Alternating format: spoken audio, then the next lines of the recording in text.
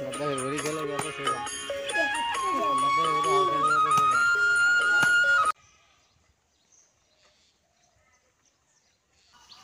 দর্শক, আপনারা যে যেখান থেকে আমার এই ভিডিওটি দেখতে পারতেছেন, আমি সবাইকে জানাই আন্তরিক শুভেচ্ছা এবং অভিনন্দন। আজকে একটি জারা ওয়ান হাইব্রিড ঘাসের জমিতে কাটিংয়ের জন্য ঘাসটা কাটতে এসেছি। তো দেখেন, এই এতটুকু জায়গা কেটেছে, কিন্তু এখানে 4টা বোঝা ঘাস হয়ে আছে। এই যে দেখতে পাচ্ছেন, এখানে কিন্তু কেটেছে 4টা বোঝার ঘাস, কিন্তু অলরেডি হয়ে গেছে। তো আপনারা যদি খামার করতে চান গরু অথবা ছাগলের, তো আমি বলবো আপনারা অবশ্যই পরিপক্ক কাটিং আপনারা সংগ্রহ করবেন। তো পরিপক্ক কাটিংটা আপনারা কোথা থেকে সংগ্রহ করুন ভাই? আপনারা যেখান থেকেই সংগ্রহ করেন না কেন, যারা নিজস্ব জমিতে এই ঘাস রোপণ করে তারপরে কাটিং তৈরি করে, আপনারা তাদের থেকে ভাই এই ঘাসের কাটিং সংগ্রহ করবেন।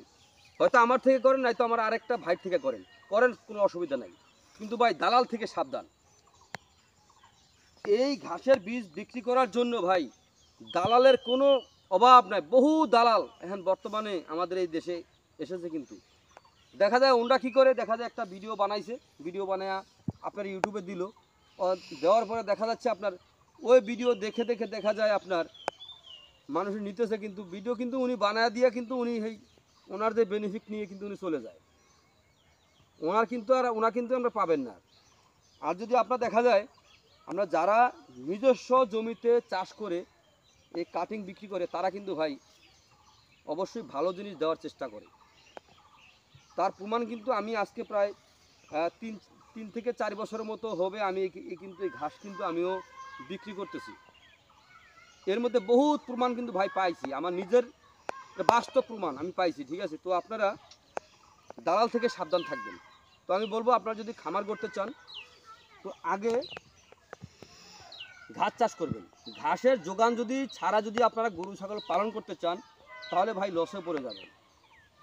দেখা যাচ্ছে আপনার গরু ছাগল আমরা খামারে তোলার অন্ততপক্ষে 2-2.5 মাস আগেই আপনারা ঘাসটা চাষ করবেন, তাহলে কিন্তু আপনারা লসে পড়বেন না। কারণ ঘাসে খরচ কম, দানাদার অথবা খ্যারে খরচটা অনেক বেশি।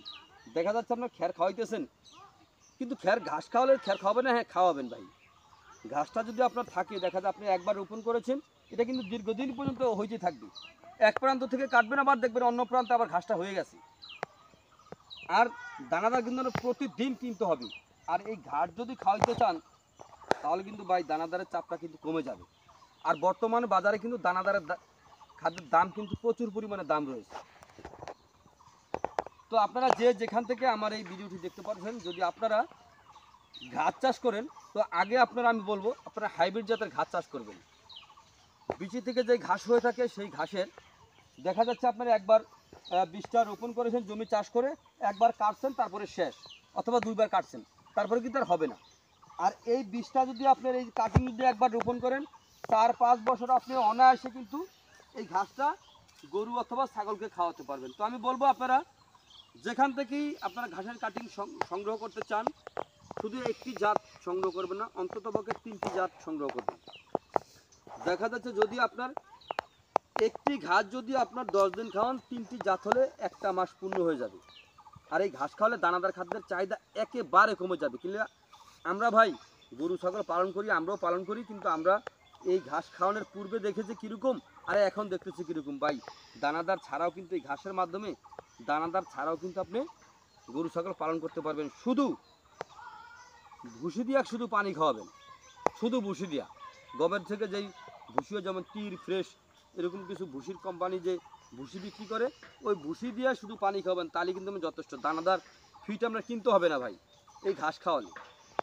তো আপনারা যে যেখান থেকে আমার এই ভিডিওটি দেখতে পারতেছেন, যদি আপনাদের কাছে আমার এই ভিডিওটি ভালো লেগে থাকে, তাহলে আমার চ্যানেলটিকে সাবস্ক্রাইব করবেন। পরবর্তী ভিডিওগুলো দেখার আমন্ত্রণ রইল। তো সকলে ভালো থাকবেন। আল্লাহ হাফেজ।